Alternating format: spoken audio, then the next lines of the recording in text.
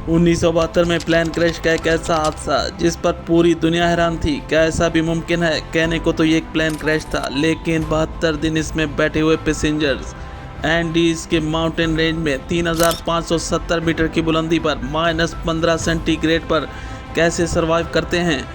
जी हाँ, ये था एक मेरेकल। आइए जानते हैं 1972 को फ्लाइट 571 के साथ क्या हुआ। वेलकम टू अंधेरों का सफ़र। आगे बढ़ने से पहले हमारे चैनल अंधेरों के सफ़र को सब्सक्राइब करते हैं, बेल आइकन को प्रेस करते हैं। 1972 13 अक्टूबर का दिन था। एक चार्टर्ड प्लेन यूरोलेक एयरपोर्ट से उड़ान भरता है जिसकी मंजिल थी सैंटियागो, चिली। इस प्लेन में 45 मुसाफिर सवार थे और इसमें रग्बी की एक टीम भी सवार थी। इसके साथ इनके फैमिली के कुछ लोग और कुछ दोस्त सवार थे। ये सफ़र सिर्फ 3 घंटे का था, जो ज़्यादा लंबा नहीं था, लेकिन इस रूट पे ये प्लेन जा रहा था जिस रूट पे ये प्लेन जा रहा था, इसके रास्ते में इस प्लेन का सामना एक बड़े माउंटेन रेंज से होने वाला था। जी हाँ, ये थी एंडीज की माउंटेन रेंज। कहते हैं हिमालय के बाद एंडीज की सबसे बड़ी माउंटेन रेंज समझी जाती है। ये साउथ अमेरिका का पहाड़ी सिलसिला है। अब प्लेन एंडीज के ऊपर से गुजर रहा था। इस दौरान प्लेन का सामना खतरनाक मौसम से होता है, जिसमें गहरे बादल और खतरनाक हवा थी। जीरो विजिबिलिटी में फ्लाई कर रहा था ये प्लेन।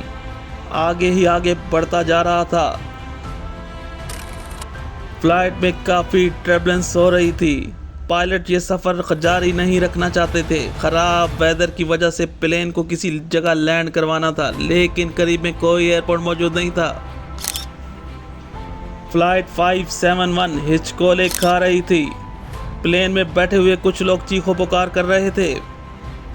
बादल हटने पर महसूस होता है कि प्लेन एंडीज के पहाड़ों के बहुत करीब है। कॉकपिट में कम एल्टीट्यूड का अलार्म बजने लगता है। पायलट हर मुमकिन कोशिश कर रहे थे कि प्लेन को एंडीज के पहाड़ों से ऊपर लेकर जाया जाए। अभी ये कोशिश जारी थी कि प्लेन की टेल वाला हिस्सा एक पहाड़ी से टकरा के टूट जाता है और इस टेल में बैठी हुई 3 सीटें जिनमें मुसाफिर वो हवा से बाहर निकल जाते हैं। अब प्लेन अपने अगले हिस्से के साथ तेज रफ्तारी के साथ सीधा चला जा रहा था। पायलट भी पैनिक हो चुके थे, बस मौत इनके सामने थी। कुछ ही सेकंड बाद जहाज का लेफ्ट विंग भी टकरा के टूट जाता है और कुछ और मुसाफिर भी मारे जाते हैं। अब ये प्लेन बिना विंग के 350 किलोमीटर फी घंटा की रफ्तार से सामने आने वाले ग्लेशियर से जा टकराता है और एक गहरी बर्फ में धंस जाता है। अब ये प्लेन एंडीज के 3570 मीटर की ऊंचाई किसी पहाड़ पर मौजूद था।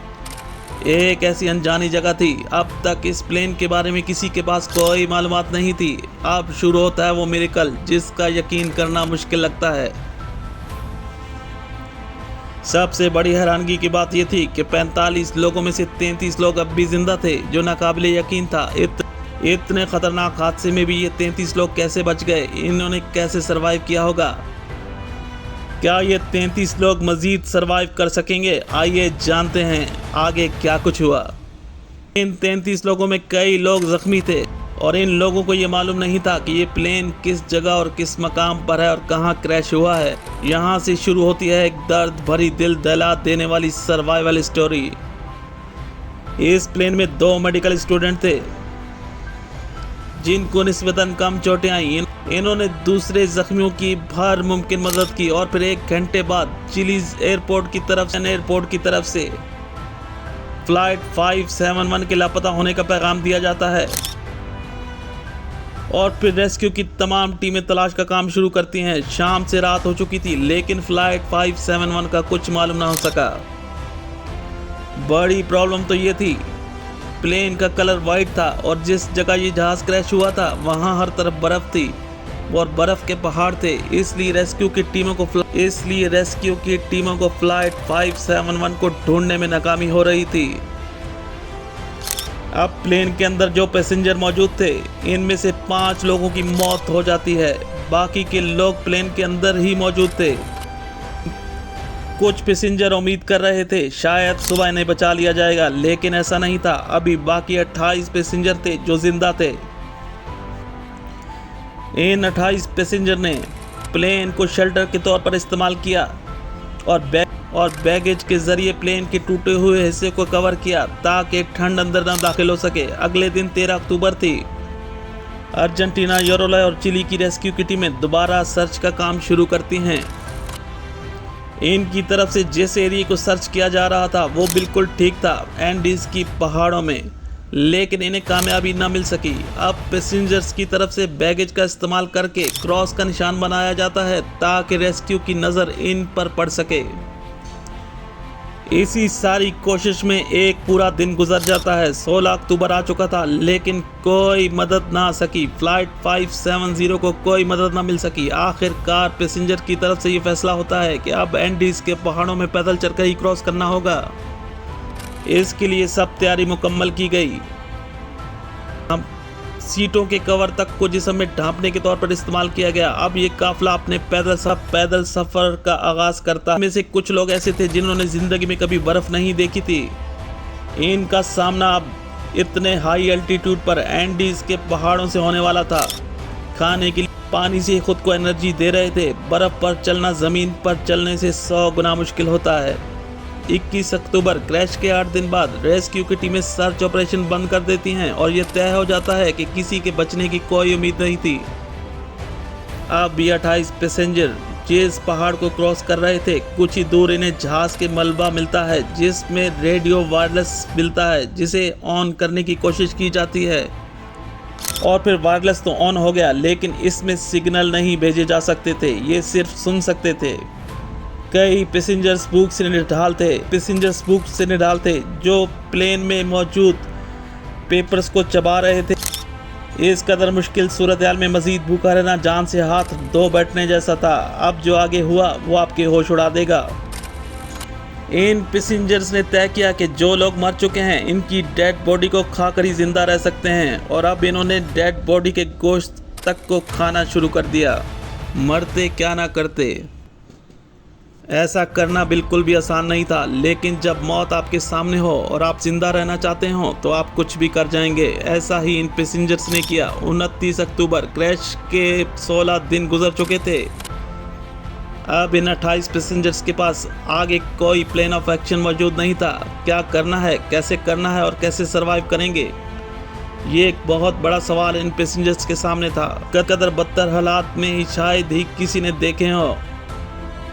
और रही सही कसर उस वक्त ख़त्म हो जाती है जब बारिश आने लगी। 28 पैसेंजर वापस प्लेन के अंदर जाने का इरादा किया। अब वो 28 लोग प्लेन के अंदर मौजूद थे कि अचानक इनका सामना एक बर्फ़ के एवलांच से होता है जो इस टूटे हुए प्लेन से टकराता है, जिसके नतीजे में प्लेन के अंदर बर्फ़ भर जाती है और इस बर्फ़ में दबकर 8 लोग मारे जाते हैं। अब सिर्फ 19 लोग थे जो जिंदा बचे थे और प्लेन बर्फ़ से भर चुका था। अब लोगों ने तय किया कि यहाँ मरने से बेहतर है कि सरवाइव करके मरा जाए। अब कुछ पैसेंजर वेस्ट की तरफ जा रहे थे और किसी सेफ लोकेशन को सर्च कर रहे थे, लेकिन यह अंदाज़ा सरासर गलत था। 15 नवंबर क्रैश के 33 दिन बाद इनमें से 3 लोग आगे बढ़ते हैं, बाकी के लोग एक ही जगह रुक जाते हैं। कई घंटों चलने के बाद इन्हें अपने ही प्लेन का मलबा मिलता है जिसमें इन्हें चॉकलेट के पैकेट्स, कुछ सूटकेस थे और कुछ कपड़े। अब ये 3 लोग मज़ीद ऊपर की तरफ चलते जा रहे थे। इन तीनों की मंजिल थी एंडीज़ की ऊंची पहाड़ी। अब वो दिन जब ये तीनों पहाड़ की चोटी पर पहुंच जाते हैं, लेकिन ऊंचाई पर पहुंचने के बाद इन्हें यह एहसास होता है कि यहाँ तो पहाड़ों के अलावा कुछ भी नहीं था। अब इन 3 पैसेंजर में से एक पैसेंजर्स की मौत हो जाती है। 2 लोग मज़ीद आगे बढ़ते जा रहे थे। 9 दिन की ट्रैकिंग के बाद इन 2 पैसेंजर्स को इंसानों की कोई आबादी दिखाई देती है। ये 2 लोग इतने थक चुके थे कि एक जगह लेट जाते हैं और इन्हें एक किसान मिलता है जो इनकी ज़बान नहीं समझता। 2 पैसेंजर कुछ लिख कर देते हैं। वो किसान एक पेपर लिए चिलियन आर्मी के हेडक्वार्टर में जाता है, जहां आर्मी ऑफिसर चिलियन एयरपोर्ट को ये खबर देते हैं, जिसके बाद रेस्क्यू की टीमें इन 2 लोगों को रेस्क्यू करके और बाकी लोगों को भी रेस्क्यू कर लेती हैं और इन्हें ज़िंदा बचा लिया जाता है। दुनिया भर में इन 19 लोगों की सर्वाइवल स्टोरी को अखबारों में शाया किया गया। ये थी फ्लाइट 571।